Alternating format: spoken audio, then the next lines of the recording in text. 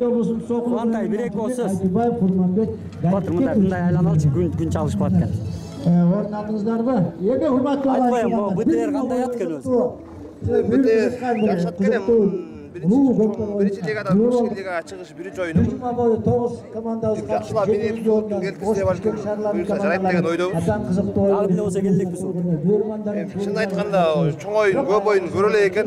Тарбияга керек экен аябай эле. Өзүңөр деле көрүп турган оң жактан алганда, сол жактан беребизде, сол жактан улаганда. Ошол байлык тапшырып жана айттык. Баш байгебиз 600 миң, экинчи орунга 400 миң, үчүнчү орунга казарма казаш керек экен деп ойлойм да бул үчүн. Жактан тарбияласа, жакшылайып болот деп ойлойм. Талас менен ойноп калсаңар кандай болот эле оюн? Эми Талас менен оюн билбем, ойлоп жүргөн команда болчу. Спортто tutmak деп ойлойм аны.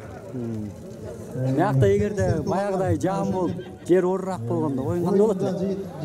Оюн анда болгондо бири көбүрөөк болуп калмакка деп ойлойм. Бу жерден бизде аттар почти ортонун 100% алды деп ишенем. Маданият спорт министри Ошо орто менен эле болуп калмак экен деп оюн, көбүнчө. Оюн көбүнчө орто менен болуп калмаган. Ак эсеп 8-3 болуп кетти. Ушунча болот деп ойлонор беле?